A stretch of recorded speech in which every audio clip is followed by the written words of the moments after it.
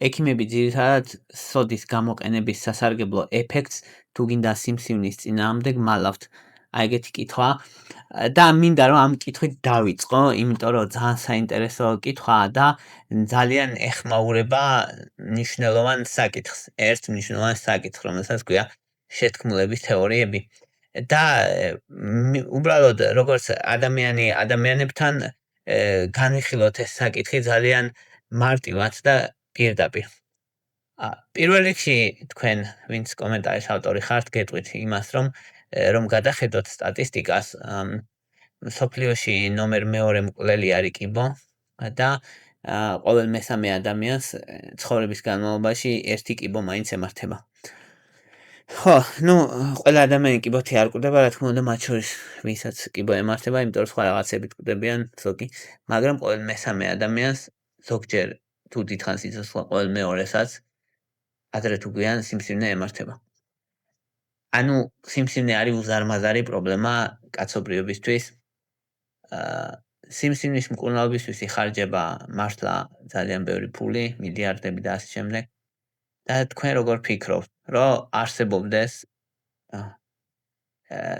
ესეთი ეფექტური საშუალება სოდა, რომელიც თქვენ იცით, ანუ სახლში ხართ და იცით, რომ სოდა კურნავს სიმსივნეს და ასევე თქვენნაირად იცის კიდე თითქმის ყველამ და უმარტივესია ამ ამბის მიტანა ყველამდე, თქვენი აზრით კიბოთი სიკვდილიანობა, სოდა რო კიბო შველოდეს, როგორ იქნებოდა მსოფლიოში ნომერ მეორე მკვლელი იქნებოდა სიმსივნე თუ სიმსივნით მოკლულთა ადამიანების რაოდენობა იქნებოდა 0.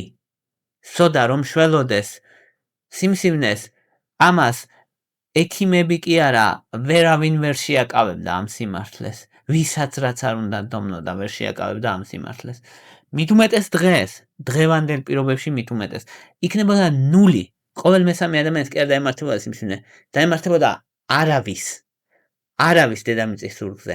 ამიტომ ტყუილია ეგ და აი ესე მარტივად ვემტკიცება, რომ თუ კი, ანუ თქვენ, რომელიც საქართველოში სადღაც ზიხართ, ან არა საქართველოში არ აქვს მნიშვნელობა და სოდაზე ამდენი იცით და გონიათ, რომ სოდა კურნალობს სიმსივნეს, თქვენი აზრით ის ადამიანები, რომლებიც სიკვდილის სიცოცხლეს სიკვდილს ებრძვიან და სიმსივნით იტანჯებიან, იმ ადამიანებმა არ იციან, იმ ადამიანებმა არ ცადეს და მაშინ არავინ არ მოკვდებოდა სიმსივნით, სოდა რომ შველოდეს სიმსივნეს.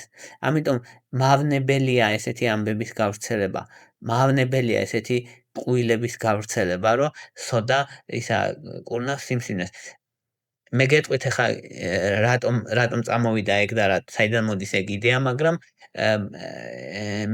მანამდე მეორე მნიშვნელოვან საკითხსაც გეტყვით, რომ სიმსივნე არის ძალიან კომპლექსური მოვლენა. სიმსივნეს გამოწვევაში 500-ზე მეტი სხვა გენი თამაშობს როლს. ანუ უზომოდ კომპლექსური მოვლენაა, რომლის დროსაც უჯრედები იწყებს გაყოფას, რომელიც არ უნდა იყოფოდნენ, რომ პროვოცირდება სხვა მოვლენებით, დამთხევებით, გენეტიკური მუტაციებით და ასე შემდეგ. უზომოდ რთული და კომპლექსური ბუნება აქვს და სოდა, რომელიც უბრალოდ ცვლის pH-ს. ქიმია თუ გისწავლიათ, იცით, სოდა არის ტუტე ბუნება აქვს და მჟავა არის მჟავა და მჟავა ნეიტრალებს ტუტეს და მიიღება მარილი და ისა წყალი. იცით ეს, აი ეს არის ტუტე და ეს არის სოდის აზრი. და თქვენ ამბობთ, რომ სოდა ისა კურნავს სიმსივნეს და ამას ადამიანები მალავენ. ექიმები მალავენ. ანუ ეს ხომ არის სასაცილო, რომ ანუ თქვენ აი ამ სიმართლეს ხო ვერავინ და ვერაფერი ვერ დაემალებოდა. მეტიც ასპირინი აღმოაჩინეს ტირიფის ქერქიდან. ან ტირიფის ქერქი იყო, საიდანაც აღმოაჩინეს ასპირინი და დღეს კაცობრიობა მთელმა მსოფლიომ იცის ასპირინი, რამდენად მნიშვნელოვანია და ასპირინის აღმოჩენამ დაუდო საფუძველი მერე ყველა ანთების საწინააღმდეგო არასტეროიდის განვითარებას და ესე ის რაზეც დღეს კაცობრიობა დგას და ჩვენთვის ტკივილის გაყუჩება, რასაც ქვია, ასოცირებულია მაგ აღმოჩენას, უმარტივეს აღმოჩენას და რომელიც იყო აი ტირიფის ქერქში. პენიცილინი ფლემინგმა აღმოაჩინა ხის ობის სოკოსგან. ობის სოკოსგან აღმოაჩინა პენცილი და პენცილმა გადაარჩინა მილიონობით ადამიანის ათეულობით ან ასეულობით მილიონობით ადამიანის სიცოცხლე და დღეს რომ ადამიანები ბავშვები ახალგაზრდა ასაკში არ იხოცებიან რომ ადამიანებს შეუძლიათ რომ მეტნაკლებად ჯანმრთელად იცოცხლონ ეს არის პენცილინის დამსახურება ის რომ კბილის ამოღების შემდეგ რომ ადამიანი არ კვდება ბევრი ეგრე კვდებოდა კი ან ბევრი კბილის ინფექციებით ანუ ადამიანების დიდი ნაწილი კვდებოდა კბილის ინფექციებით დღეს ესეთი რამე პრაქტიკულად არ ხდება ან სადღაც შეიძლება ერთ შემთხვევაში მოხდეს მაგრამ უმეტესად ესეთი რამე არ ხდება იმიტომ რომ გვაქვს პენცილინი ჯარისკაცები დაჭრილები ოპერაციის დროს და ამ შემდეგ ყველა ფილტვების ანთება რო ემართება ადამიანს ანტიბიოტიკებზე დგას დღეს კაცობრიობა ხო რომელმაც ასობით მილიონი და შეიძლება მილიარდობით ადამიანის სიცოცხლეს გადაარჩინა და ეს მოვიდა ჩვენამდე და ეს არ დაიმალა და თქვენ ამბობთ რომ აი ამ ყველაფრის ფონზე მაშინ როცა არ დაიმალა ისა ტირიფის ქერქიდან ასპირინის აღმოჩენა არ დაიმალა ობის სოკოდან იმის რა ქვია აღმოჩენა იასამნიდან მეტფორმინის აღმოჩენა და ასე შემდეგ როცა არ დაიმალა ეს ყველაფერი იმალება სოდიანი წყალის ეფექტურობა ანუ თქვენ იმედი მაქვს ეხლა თქვენ თვითონ ხვდებით როგორ ზღაპარს ამბობთ და როგორი სამარცხვინოა რომ ასეთ რამეებს ავრცელებთ ეს არის უპატივცემულობა ყველას მიმართ ამდენად ის აზრი სრულიად მცდარია რომ რაღაც სამეცნიერო მიღწევები არსებობს რომელიც ჩვენამდე არ აღწევს ჩვეულებრივ მოკვდავ ხალხამდე კიდევ ერთი მაგალითის მოყვანა შემიძლია სტივ ჯობსი მაგალითად იცის ალბათ რომ პანკრეასის სიმსივნით დაიღუპა და სტივ ჯობსი ერთ-ერთი ყველაზე მდიდარი ადამიანი იყო მსოფლიოში ერთ-ერთი ყველაზე წარმატებული ადამიანი და ალბათ ეჭვი არ გეპარებათ რომ სიცოცხლეს უნდოდა და მასთან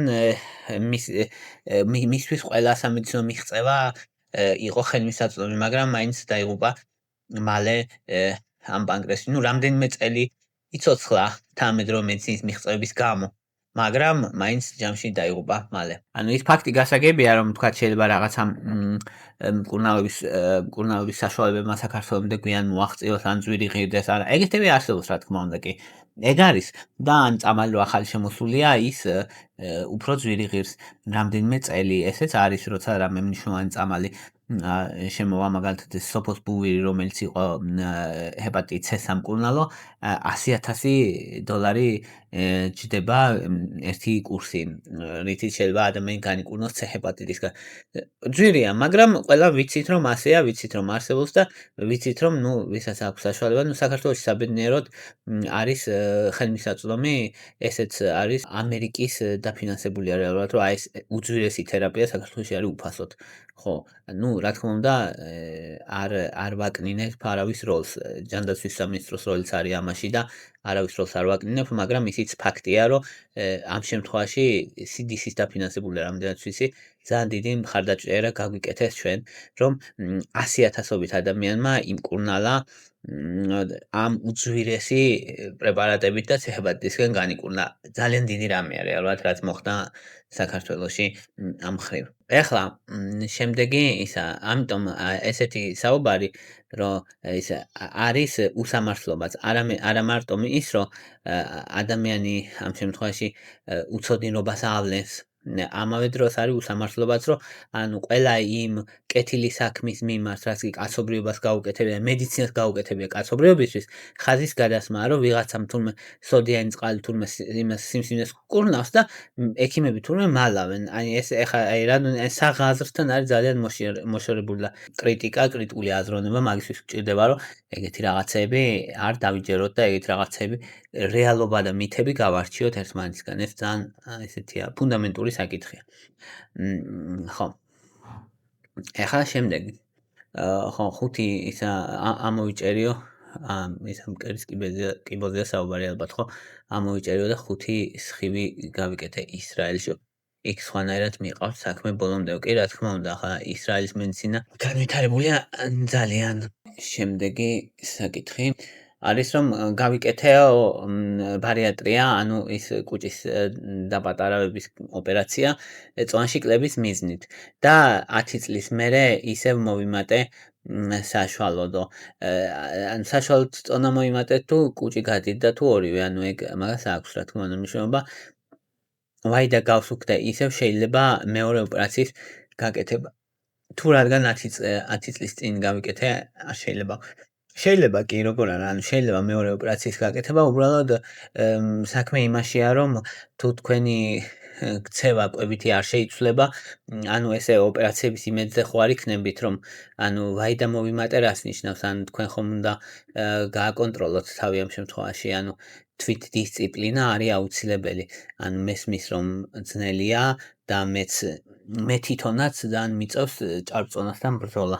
ამიტომ ადამიანურად მე თქვენთან ვარ და ადამიანურად მესმის თქვენი ძალიან კარგად, მაგრამ ანუ თვით დისციპლინა მაგისთვის გვჭირდება, რომ მით უმეტეს ოპერაცია გაიკეთეთ და ანუ რატომ უნდა მიიყვანოთ საქმე იქამდე, რომ ისე მოიმატოთ, რომ მეორე ოპერაცია გახდეს საჭირო.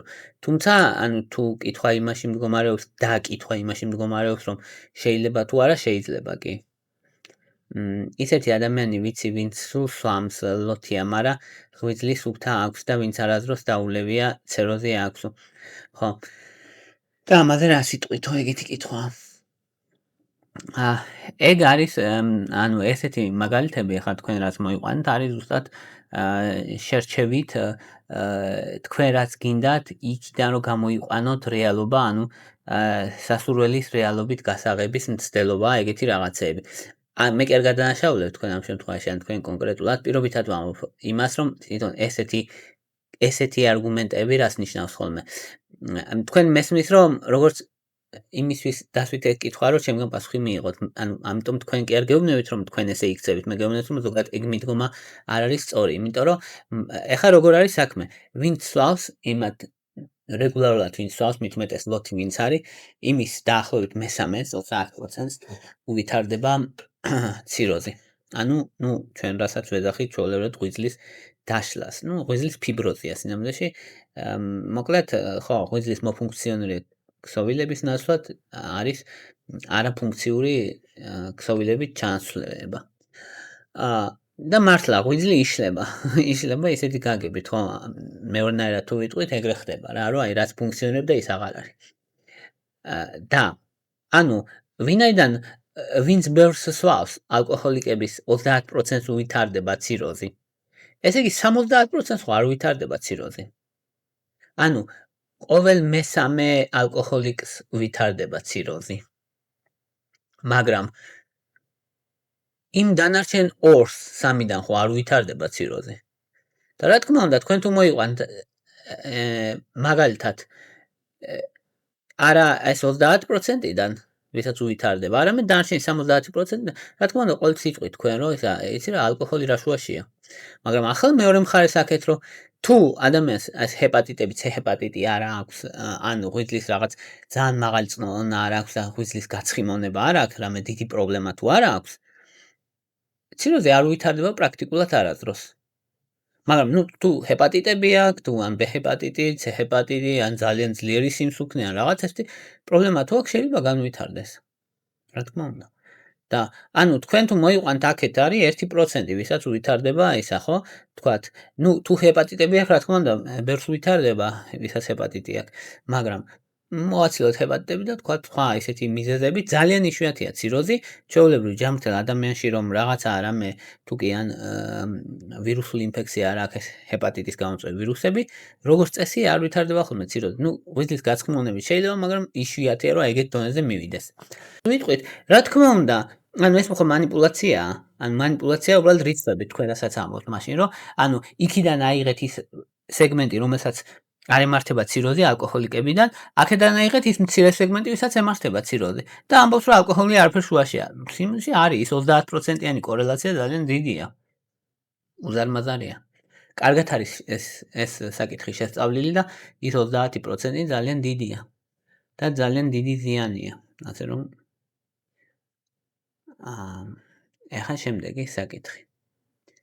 ხო, ამაზე ბევრი მაქვს თან ისა ნასაუბრები და ამიტომ ანუ ძალიან ბევრ ვიდეოში მაქვს ნასაუბრები ალკოჰოლის ზიანზე. ალკოჰოლი არის ტოქსინი და არ დგას ეგ საკითხი. ანუ ისე კი არ არის მედიცინაში, რომ აი ტოქსინია თუ არაა ტოქსინი, ტოქსინია. ღვიძლის ის არის თუ არა კარგი და ცუდია თუ არა, ცუდია.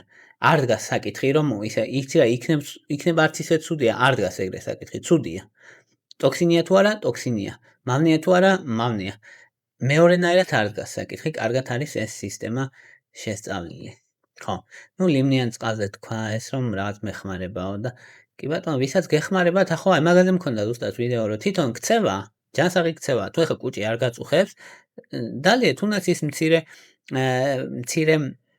ბენეფიტები, რაც შეიძლება ლივნიანმა წყალმა მოიტანოს, თუნდაც C ვიტამინის მიღების კუთხით, ცოტა ანტიოქსიდანტები რაღაცა, ჰიდრატაცია წყლის მიღება, რატომ არა? ანუ რა პრობლემაა, დალიეთ. მაგრამ უბრალოდ ამის იმედზე არ უნდა იყო, თორე და ხო, ვისაც ესე კენჭების პრობლემა აქვს, მათთვის ძალიან კარგია ნამდვილად, ოღონდ ცოტა მაღალ დოზებში. ხო, ერთმა ესე ქალბატონმა ლიკამ მომიწყო ქართულის გაკვეთილი ლიმნის არა, ლიმონისო და მე დაიწყო ლიმონის ბრუნება. კი ბატონო, იყოს ეგრე, არ მაქვს მე პრობლემა. ზოგადად არ მაქვს, იცით რა არის კიდევ ერთი რაღაცა არის, რომ ჩვენ ეხლა აი თქვენ მაგალითად თქვენ შეიძლება მართლა ძალიან მნიშვნელოვანია გრამატიკა და ის გრამატიკულად სწორად ვიტყვი თუ არ ვიტყვი სწორად. ზოგადად როცა ენა შენია, ერთი ძალიან კაი ადამიანისგან მოვისმინე სხვა შორის ეგ და დამრჩა გულში. ხო, ეს ახლა მეცნიერულ ამას არ გეუბნებით, უბრალოდ გეუბნებით სუფთა ადამიანური კუთხით გეუბნებით მაგას. რომ როცა ენა შენია და შენ ხარ შენი ენის მატარებელი, როცა შენი დედა ენაა ეს და შენი ამ ენაზე გაიზარდე, ამ ენაზე წაგიკითხავს ყველაფერი და ამ ენაზე დაიწყე საუბარი და ასე, ხო? მე ქართულად მე თავს უფლებას ვაძლევ არა ამპარტამული გაგებით ამ შემთხვევაში. თავს უფლებას ვაძლევ ხოლმე, რომ ეს გრამატიკული შეცდომები დავუშვა.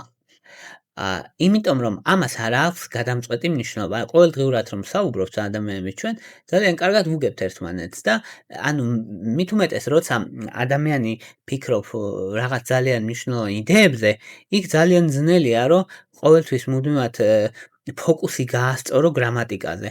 შეიძლება რომ არასწორად ვთქვა რამე, ან არასწორად დავწერო რამე. არა უშავს. ვაპატიოთ ერთმანეთს, იმიტომ რომ ეს ჩვენი ენაა. და ჩემგან რომ მცირე გრამატიკული შეცდომა დაუშვა თუნდაც საუბრის დროს ან წერის დროს არ აქვს მნიშვნელობა, ხო? ასატანია და მისაღებია და მეტიც არ ჟღერს ძალიან ცუდად. არც სხვისი არ მხდება ცუდად. იმას კი არ ვამბობ, რომ მე ვარ განსაკუთრებული, არა.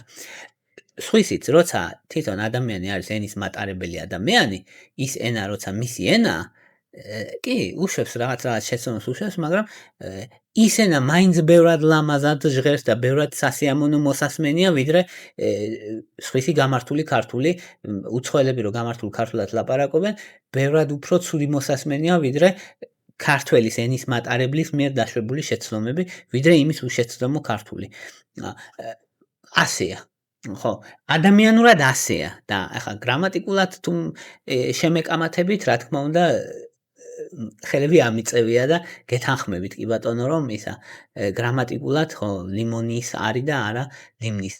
მე არ ვიცოდი ეს და კარგია რომ ისა იმას ქენით აბრუნეთ ეს სიტყვა. ალბათ ჩემნაირად სხვებმაც ვიღაცებმა არ იცოდნენ და ცუდი არ არის, თუმცა თვითონ ის რაღაცა აი ეს კარენული სტილი ამერიკაში რო კარენების ინსტიტუტია, რომ რაღაც რო რაღაცა უნდა იპოვონ და იცი, ესე კი არა ესეა და იცი, ეს მენეჯერს დამალაპარაკეთ სტილი ზოგადად არ მომწონს. თუ შენიშვნა, ისიც მე ვფიქრობ, რომ ჩვენ ადამიანებმა ერთმანეთს თბილად უნდა ვესაუბროთ და ესე რაღაც ესეთი კარენი ადამიანის სტილით საუბარი მე არ მომწონს. ხო, ერთმა დაწერა რომ ის აი კენჭებზეო მიშველაო, აღარ გამიჩნდაო, ხო, აი ზუსტად მაგაზე მქონდა იმ ვიდეოში საუბარი, რომ ლიმონიანი წყალი თუ კი რეგულარულად მიიღებს ადამიანი, კენჭების განვითარების რისკს ამცირებს. ერთ-ერთი მთავარი მნიშვნელოვანი ბენეფიტი რაც მოაქვს, ეგ არის, რომ ის ადამიანები მიდრეკილები არიან, განსაკუთრებით ოქსალატების კენჭებისკენ, ამ კენჭების განვითარების ალბათობას ამცირებს. შემდეგი მადლობა ყველას კეთილი სიტყვებისთვის ვაფასებ სიამოვნებს მახარებს თქვენი დადებითი კომენტარები ხო სახსრებზე ისაუბრებო სახსრებისთვის არსებობს თუ არა საშუალება ეფექტური მცენარეული ან აფთიაქისო სახსრებისთვის რას გულისხმობთ გააჩნია ანუ სახსრების ანთებისთვის სახსრების ანთებისთვის კი მაგალითად კურკუმინს იყენებენ ხოლმე კურკუმინი ოღონდ რა თქმა უნდა პიპერინთან ერთად რომ მისი შეწყობა იყოს გაძლიერებული კონდროიტინს იყენებენ ხოლმე კოლაგენს ანუ კონკრეტულად რაღაც უხერხს გააჩნია სახსრების მხრივ თორე რა თქმა უნდა არის საკვები დანამატები რომელსაც მეტნაკლებად ეფექტურობა აქვს რაღაც დონეზე ჰიალურონსაც საკვები დანამატები რომელიც ეხმარება აღდგენაში მაგალითად რაღაც დონეზე კონდროიტინი გლუკოზამინთან ერთად ეგ არის ერთ-ერთი ყველაზე გავრცელებული და კარგი საკვები დანამატი რომელიც ეხმარება სახსრებს აღდგენაში ანთების საწინააღმდეგოდ კურკუმის იყენებენ ხოლმე მაგალითად ხშირად ზოგჯერ ბოსველია სერატა არის ეგეთი საკვები დანამატი რომელსაც ანთების საწინააღმდეგო მოქმედება აქვს და მაგას იყენებენ ანუ შესაძლებელია კი სხვა საკვები დანამატების გამოყენება ამ შემთხვევაში ასევე ჯინჯერი ეხმარება ხოლმე ანთების საწინააღმდეგო მოქმედების გამო ხო ასევე კალციუმი და D ვიტამინი სახსრებისთვის და ძვლებისთვის მნიშვნელოვანია მაგნიუმი მნიშვნელოვანია კოლაგენი და ჰიდროლიზური ფორმით კოლაგენი ხო გლუკოზამინი და კონდროიტინი მნიშვნელოვანია ასე რომ კი არის რაღაცები ოღონდ ეს უნდა იცოდეთ რა თქმა უნდა რომ ისეთი ეფექტი არ აქვს რაღაც ეხმარება მაგრამ არ არის რომ რაღაც ან დალიო და განიკურნო სახსრებისგან არა მაგრამ დაგეხმარება ანთების შემცირებაში დაგეხმარება ცხოვრების ხარისხს გაგიუმჯობესებს ამ კუთხით დაგეხმარებათ ხო კიდე შემდეგი არის ლიმონიანი წყალი კუჭს და ნაღველს ძალიან ნებსო ხო არის მაგაში სიმართლე ამ ვიდეოში მაქვს საუბარი ძალიან არა მაგრამ ვისაც აქვს კუჭის პრობლემები და ან ნაღლის რეფლუქსის პრობლემები მათთვის არასასურველია კი ანუ ვიდეოში ზუსტად ვისაუბრე მაგ თემაზე ბერძნული იოგურტი არის იოგურტი რომელიცაც აქვს ბევრი ცილა და აწერია ხოლმე Greek yogurt ანუ ბერძნული იოგურტი GREEK ესე აწერია ანუ ბერძნული და კარგი არის იმიტომ რომ ცილების წყაროა და თუ დაშაქრული არ იქნება მთლად უკეთესი იღებ ცილებს და ნაკლებად სხვა რამეებს შესაბამისად კარგია ეგ ნამდვილად ხო რისთვის აკარგება სისხლს ათხელებსო ხო არა მაგაზე ვისაუბრეთ ზუსტად რომ არა ანუ არა თხელი ისე რომ გაზომვადათ სისხლს რამე უქნას არა არაკეთებს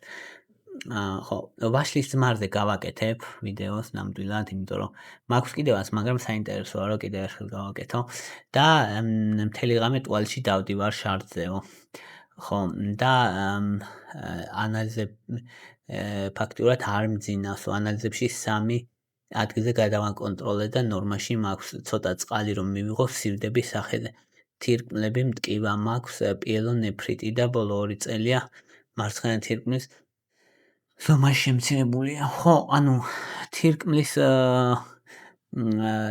24 საათიანი ანალიზი უნდა გააკეთოთ იმისი კრეატინინის და გლომერულური ფილტრაციის ან თირკმელი როგორც ჩანს არის დაზიანებული იმიტომ რომ აი ცოტა წყალს რო იღებთ და სახე ეგრევე გიშუბდებათ ეგ მაგის ნიშანია მიუხედავად იმისა ტესტები რას აჩვენებს და ისიც რომ მთელი ღამე ტუალეტში დადიხართ ეგეც თირკმლის დაზიანების ნიშანია იმიტომ რომ შარდის კონცენტრირებას ვერ ახდენს საკმარისად თირკმელი და ამიტომ არის რომ გიწევთ ესე შარდზე სიარული ამიტომ გირჩევთ რომ კარგ ნეფროლოგთან მიხვიდეთ და თირკმელების მკურნალობა დაიწყოთ აუცილებლად იმიტომ რომ ეგ არ გადადოთ იმიტომ რომ ნიშნულოვანი საკითხია ძალიან რომ არ გადადოთ თქვენი ჯანმრთელობისთვის იმიტომ რომ აშკარად ანუ თქვენი მონაყოლიდან პირდაპირ იკითხება რომ თირკმელები გაქვთ დაზიანებული და სასწრაფოდ გჭირდებათ მკურნალობა და ის რომ რაღაცა ტესტებმა ნორმა აჩვენა ეს არ ნიშნავს რომ ნორმალურად ფუნქციონირებს ამ შემთხვევაში იმიტომ რომ სურათი ნებისმიერი იმდენად მკაფი ვარ, რომ თითქმის დაზიანებულია აქ, რომ როგორც მინიმუმ მე ძალიან მკვეთრი რეკომენდაცია უნდა მოგცეთ, რომ კარგ ნეფროლოგთან მიხვიდეთ და თუ იმანაც გითხრათ, რომ ყველაფერი წესრიგშია, მაშინ რა თქმა უნდა რა შემიძლია მე, მაგრამ რასაც აქ თქვენ რაც აღწერეთ, აშკარად ჩანს, რომ თირკმელები არის დაზიანებული. ლიმონიანი წყალი თუ შეიძლება ვისაც აქვს კუჭი, ეს პრობლემები არ არის სასურველი ლიმონიანი წყალი ვისაც კუჭის ის აქვს პრობლემები, იმიტომ რომ აუარესებს მდგომარეობას და გულსმარვასაც აუარესებს, ამიტომ არ არის სასურველი. ხო, შემდეგი ხო, ანუ ყველაზე მთავარი, როცა დიაბეტი გაქვთ და ფეხის ტერფის პრობლემა გაქვთ, ყველაზე მთავარი არის დიაბეტის მკურნალობა. B ვიტამინი და ესე დამხმარე საშუალებები შეიძლება ნერვებისთვის, მაგრამ ყველაზე მთავარი არის დიაბეტის მკურნალობა. გლუკოზა უნდა გაიკონტროლოთ, წონა უნდა გააკონტროლოთ, ეს არის ძალიან მნიშვნელოვანი საკითხი. ანუ მთავარი საწყისი თქვენ შემთხვევაში არის ნერვების დაზიანება, რასაც იწვევს დიაბეტი. ამიტომ მიუხედავად იმისა, რომ ეხლა მეტფორმის სვავთ, აუცილებლად გააკონტროლეთ გლუკოზა. რა მდგომარეობაშია? თუ ეგ არ მართეთ, ეს დაზიანება ნერვების, თუ მაგის გამო დაზიანება გავრცელდება და შეუქცევადი იქნება. ამიტომ სასწრაფო წესით ყურადღება უნდა მიაქციოთ მას. ანუ ეგ მიდგომა არ არის სწორის, რომ ის ახალგაზრდა გოგონები არიან ენდოკრინოლოგები და არაფერი არ იციან, არა. ანუ მიდით ისეთთან, ვინც თქვენ მოგეწონებათ, მაგრამ აუცილებლად მიხედეთ გლუკოზას, იმიტომ რომ თუ ეხლა უბრალოდ ტრავმა მიიღეთ ტერფზე და თქვენ დიაბეტთან არ არის კავშირში, საერთოდ არ არის პრობლემა, გაგივლით ეგ თავისით. მაგრამ თუ ეხლა თქვენ რასაც აღწერთ, ეს არის ნეიროპათია დიაბეტური, რომელიც დიაბეტს ახასიათებს ნერვის დაზიანება, თუ თქვენ რასაც აღწერთ, იმას გავს და ეს ის არის, მაშინ აუცილებლად ყურადღება ჭირდება, აუცილებლად მკურნალობა ჭირდება. ეს არის ფუნდამენტური. შეიძლება B12 ვიტამინი თუ დეფიციტი გაქვთ მაგალითად, ალფა-ლიპოლის მჟავა შეიძლება ასევე. დულოქსეტინი შეიძლება, რომელიც ანტიდეპრესანტია და ნერვულ ტკივილს აყუჩებს, თუ ტკივილი გაქვთ და პრეგაბალინს შეიძლება, მაგრამ ანუ ესენი მხოლოდ უნდა შეფასდეს ჯერ, ანუ რა არის, ეს უბრალოდ შეიძლება ეხლა ტერფი დაგეჭიმათ და ამის გამო გტკივათ, თუ ეს არის ნერვის ტკივილი.